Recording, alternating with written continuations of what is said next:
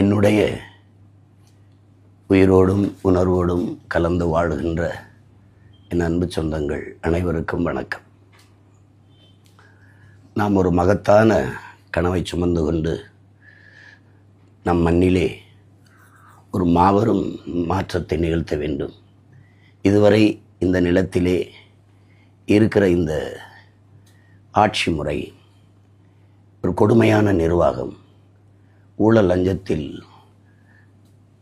ஊறி அதையே தேசிய மயமாக்கி நிறுத்திய தேசத்தில் எல்லாவற்றையும் மாற்ற வேண்டும் என்று நாம் துடிக்கிறோம். அடிப்படையிலிருந்தே மாற்ற வேண்டும் நினைக்கிறோம். ஒரு நாட்டின் அடிப்படை கல்விதான். மருத்துவம், குடிநீர் விநியோகம், சாலை ஓடுதல், பராமரித்தல், மின் உற்பத்தி, பகிர்வு, இவைகள் தான் அடிப்படை.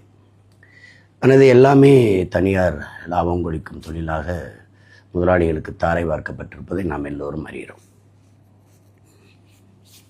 எல்லா வளமும் வைத்துக்கொண்டு நம் நாடு ஏழ்மை வறுமையில் சிக்கி தவிப்பதற்கும் பல லட்சக்கணக்கான கோடிகளை கடன் பெற்று நிர்வாகம் செய்வதற்குமான நிலைக்கு வந்தது காரணம் 28 விழுக்காட்டு மக்கள் இரவு உணவு இல்லாமல் உறங்க செல்கிறார்கள். பல கோடிக்கணக்கான பச்சிளங்குழந்தைகள் பசியோடு படுக்க செல்கிறார் என்றால் அது காரணம் இந்த நிர்வாக சீர்கேடு. அதுக்கு முதன்மையான காரணம் ஊழல் லஞ்சம்தான். சில நாடுகள் ஒரே ஒரு வளம் தான் வச்சுருக்கு, முக்கியமான கரும்பு. இந்த பிரேசில்லாம் ஆடு, மாடு, கரும்பு. இப்போ சிங்கப்பூர் ஒன்றும் இல்லை, கடல் தான் இருக்குது. அதனால் அது கல்வியில் 3வது இடத்துல இருக்குது. மிகப்பெரிய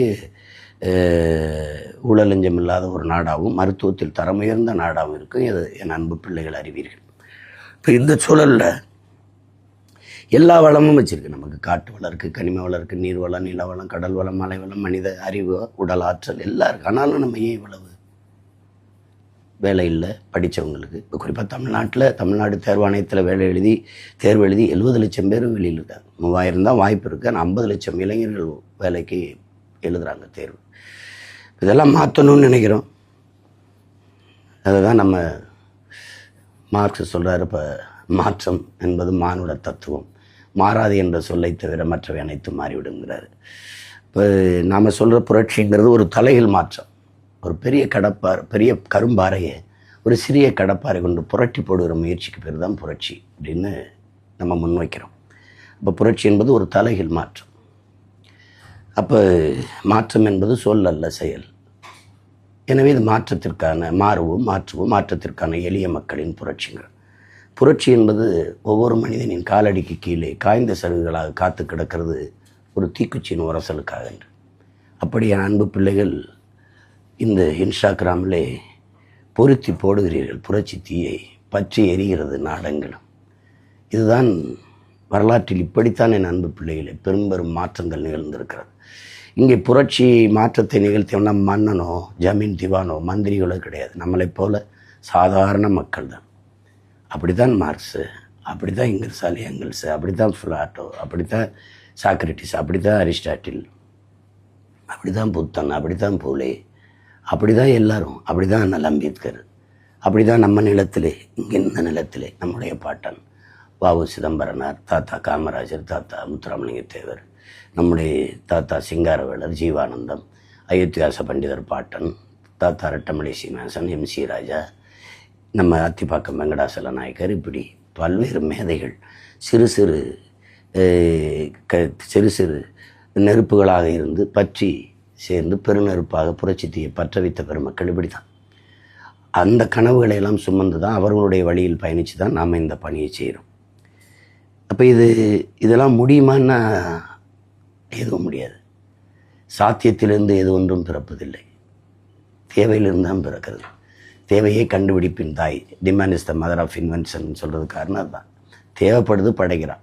தொலைதூரத்தில் உன்னோட தொடர்பு கொள்ளணும்னு நினைக்கிறான், தொலைபேசி வருது. கல்லும் முள்ளும் குத்துது, சுடுது, அப்போ கால் செருப்பு தேவைப்படுது, படைக்கிறான். கடல் கடந்து போகணும்னு நினைக்கிறான், அப்போ படகு வருது, பாய்மரம் வருது, படகு வருது, பிறகு கப்பல் வருது. விரைந்து செல்லணும்னு நினைக்கிறான், மயில் வந்து வருது. விரைந்து பறந்து போகணும்னு நினைக்கிறான், பறவை பார்க்குறான், அது மாதிரி பறக்கணும்னு நினைக்கிறான், விண்ணுறுதி வருது. இப்படி தேவைதான் கண்டுபிடிக்குது. இப்போ நம்ம முன்வைக்கிற அரசியல் தேவையா தேவையில்லை. அப்போ அது லலிதர் சேவரா சொல்கிற மாதிரி நாங்கள் சாதாரணமானவர்கள், ஆனால் அசாதாரணமான ஒன்றை கனவு காண்பவர்கள் என்கிறார். அப்போ அதை தான் நம்ம செஞ்சுக்கிட்டு இருக்கோம். சாத்தியமில்லாதது என்று எதை சொல்கிறார்களோ அதை சாத்தியப்படுத்துவ செயலுக்கு பேர் தான் புரட்சி. அதுதான் மாறுதல். அதை சாத்தியப்படுத்துகிறவனுக்கு பேர் தான் புரட்சியாளர். அப்படி தான் நம்மளுக்கு இருக்கிற ஒரே சிக்கல் இங்கே ஊழல் லஞ்சத்தை ஒழிப்பதோ, வேலையின்மையை போக்குவதோ, பசி பஞ்சத்தை போக்குவதோ, அல்லது நீர்வளத்தை பெருக்குவதோ, காடுகளை மீள்கட்டமைப்பு மறு உருவாக்கம் செய்வதோ, சிதைந்த அழிந்த நம் மொழியை மீட்டுருவாக்கம் செய்வதோ, மறைக்கப்பட்ட வரலாற்றை மீட்டுருவாக்கம் செய்வதோ, அதெல்லாம் நமக்கு சிக்கலாக தெரியல. நமக்கு இருக்கிற ஒரே சிக்கல் இழந்த வளத்தை திருப்பி உருவாக்க முடியாது. இப்போ மீத்தேன், ஈத்தேனோ, நிலக்கரி, பழுப்பு நிலக்கரியோ அது தீர்ந்து விடுகிற வளங்கள். ரெண்டாவது அது பூமி தாயின் ரத்தம், அதெல்லாம் தோல், ரத்தம், இதயம். அப்படி இப்போ அதில் நம்முடைய தாயின் மாறாக இருக்கிற மலை, ரத்த நரம்புகளாக இருக்கிற நதி, இதையெல்லாம் கொல்லப்பட்டது, சிதைத்து அழிக்கப்பட்டது. இந்த வளக்கொள்ளை தான் பெரிய கவலையை தருது. அது எதனாலும் மறுகட்டமைப்பு செய்ய முடியாது. ஏன்னா இயற்கையின் அரும்பெருங்கொடை. அது ஒன்று தான் நமக்கு கவலை அளிக்குது. அது முற்றுமுழுதாக அழிவதற்கு முன்பு நம்ம அதிகாரத்துக்கு போயிடணும். அதான் அதுக்காக தான் இவ்வளோ வேலை செய்கிறோம். அதில் என்னிலும் இளைய என் தம்பி தங்கிகள் எதிர்கால இந்த தாயகத்தை எழுச்சியும் புரட்சியுமாக, வலிமையான ஒரு தமிழ் சமூகமாக, ஒரு நாடாக படைக்க காத்திருக்கிற இளைய தலைமுறை புரட்சியாளர்கள், நீங்கள் இந்த இன்ஸ்டாகிராமில் உங்களுடைய உணர்வை, உங்களுடைய பதிவு செய்தது, அந்த ஆதரவை பதிவு செய்தது ஒரு மாற்றத்திற்கான தீ, ஒரு புரட்சி தீ பற்றி பரவ தொடங்குகிறது என்பதை பார்க்கும்போது, உங்களுக்கு முன்னவன், உங்கள் உடன் பிறந்தவன், உங்கள் மகன் என்கிற முறையிலே எனக்கு பெரிய மகிழ்ச்சியும் நம்பிக்கையும் பெருமையும் தருகிறது. முன்னை விட பன்மடங்கு உற்சாகமாக களத்திலே வேலை செய், ஓடு இலக்கை நோக்கி என்று துரத்துது உங்களுடைய உணர்வும் அந்த அன்பும். அதை தொடர்ந்து நீங்கள் செய்யணும். நம்ம ஒரு வாக்கால் மாற்றிட முடியுமா அப்படின்னு நினைக்கக்கூடாது. இந்த ஒற்றை விரலால் உலகம் திரும்பி பார்க்கக்கூடிய மகத்தான புரட்சியை செய்யலாம். மக்களாட்சியை ஏற்றுக்கொண்ட நாட்டில் வலிமைமிக்க ஆயுதம் வாக்கு தான். அதை அநீதிக்கு எதிராக தூக்கணும். உங்களுக்கு தெரியும், உலகெங்கிலும் போர், அது ரத்தம் சிந்தும் அரசியல். நாம் முன்னெடுக்கிற அரசியல் ரத்தம் சிந்தாத போர். இது ஒரு போர் தான், அநீதிக்கு எதிரான அறப்போர். அப்போ அந்த போரிலே நேரடியாக பங்கு பெறுபவர்கள், இருக்கிற தளத்தை எல்லாம் நமக்கான தளமும் கடமுமாக மாற்றி போர் செய்கிறவர்கள், கருத்தியல் போர், அறிவாயுத போர், அதை தான் நம்ம செய்து கொண்டிருக்கோம். அந்த போரில் உங்கள் எல்லோருடைய பங்களிப்பும் மகத்தானது, மிகுந்த பாராட்டுக்குரியது, போற்றத்தக்கது. இப்போ அதை வாக்கு செலுத்த போகிற போது அந்த வாக்ககத்தை ஒரு வரலாற்று பெரும் மாற்றத்தை நிகழ்த்தப் போகிற ஒரு களமாக நம்ம பார்க்கணும். நம்ம செலுத்துகிற விவசாய சின்னத்தில் செலுத்துகிற அந்த ஒற்றை விரலால் நம்ம செலுத்துகிறது தான், அங்கே தான் ஆகச்சிறந்த கல்வி இருக்குது நம்ம பிள்ளைகளுக்கு, ஆகச்சிறந்த மருத்துவம் இருக்குது நம் மக்களுக்கு. அங்கே தான் தூய குடிநீர் பகிர்வு இருக்குது, தடையற்ற மின்சார பகிர்வு, யார்கையும் எதிர்பார்க்காத எரிகாற்று பகிர்வு, பிறகு பசிங்கிற சொல் இல்லாத ஒழிக்கிறதுக்கான வாய்ப்பு, வேலை இல்லை என்ற சொல்லுக்கே நீ வேலை இல்லை என்று செய்யக்கூடிய வாய்ப்பு, இதெல்லாம் அங்கு தான் இருக்கிறது. ஒரு உலகத்தின் தலை சிறந்த நாடாக கல்வியில் மேம்பட்டு, மருத்துவ தரம் உயர்ந்து, எல்லாருக்கும் வேலை, கல்விக்கேற்ற வேலை, அதை கொண்டு வாழ்கிற பெருமை மிக்க வாழ்வு என்று தன்மானத்தோடு தலை நிமிர்ந்து வாழ்கிற ஒரு தற்சார்பு வாழ்வு, ஒரு பூமியின் சொர்க்கமாக மாற்றி படைக்கிற அரிய வாய்ப்பு, உலகத்தின் தலை சிறந்த நாடாக நம் தாய்நாட்டை மாற்றி காட்டுகிற வாய்ப்பு, வரலாறு அங்கே தான் தந்திருக்கிறது.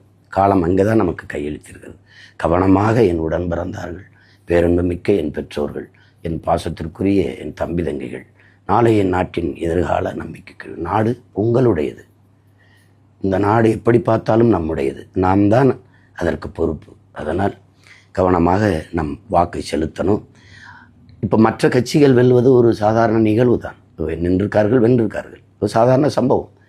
ஆனால் நாம் தமிழர் கட்சியின் வெற்றி என்பது வரலாற்றில் மாபெரும் புரட்சி, சரித்திரத்தில் மகத்தான சாதனை. வாக்குக்கு காசு கொடுக்கல, இலவச ஏமாற்ற அறிவிப்புகள் இல்லை, காசை தராமல் கருத்தை முன்னிறுத்தி, கோடிகளை முன்னிறுத்தாமல் உயர்ந்த கொள்கையை முன்னிறுத்தி, ஒரு கனவை கண் முன்னாடி மக்களுக்கு முன்னாடி விரித்து, எளிய பிள்ளைகள், எந்த பின்புலமும் இல்லை, மந்திரி மகனோ முதலமைச்சர் வாரிசோ அல்லது சாதி சொல்லியோ மதம் சொல்லியோ அந்த உணர்வை தூண்டி அரசியல் செய்யாமல், இறந்து போன மொழி, இறந்து போன இன உணர்வு, மான உணர்வு, அதை உசிப்பி தட்டி எழுப்பி இன்றைக்கி ₹1 வாக்குக்கு கொடுக்காம 36 லட்சம் வாக்கை பெற்று மக்களினுடைய நன்மதிப்பை பெற்று தனித்து தொடர்ந்து நின்று 3வது பெரிய கட்சியாக வளர்ந்து தனித்து நின்று முழு இசைவு அங்கீகாரம் பெற்ற தேர்தல் ஆணையத்தால் அங்கீகாரம் பெற்ற ஒரு மாநில கட்சியாக உயர்ந்திருக்கணும். இதெல்லாம் நம் மக்கள் நம் மீது வச்சிருக்க நம்பிக்கையும் மதிப்பும் அந்த அன்பும் அந்த 3வது நிற்கிற நாம் உறுதியாக 1வதாக வர முடியும். அதையும் நம் மக்கள் 3வது உயரத்திற்கு தூக்கி கொண்டு வந்தவர்கள் முதலிடத்துக்கு கொண்டு போய் வைக்க மாட்டார்கள் என்று சொல்ல முடியாது. நம்மக்கிட்ட இருக்கிறது உழைப்பு மட்டும்தான். எப்படி பார்த்தாலும் வெற்றிக்கு இருக்கிற ஒரே வாய்ப்பு கடுமையான உழைப்புங்கிறாங்க. அதை தான் நம்ம செய்து கொண்டிருக்கோம். வரலாறு நமக்கு வழிகாட்டுகிறது, சத்தியம் நமக்கு சான்றாக இருக்கிறது. புரட்சி எப்போதும் வெல்லும். நம் வெற்றியும் அதை சொல்லும். நம் இலக்கு ஒன்றுதான், இனத்தின் விடுதலை. இனம் ஒன்றாவோம், இலக்கை வென்றாவோம். தமிழ்த்தாய் வாழ்க, தலைவர் பிரபாகரன் வாழ்க. விவசாய சின்னத்திற்கு வாக்களிப்போம், வருங்கால தலைமுறைக்கு வாழ்வளிப்போம். வணக்கம்.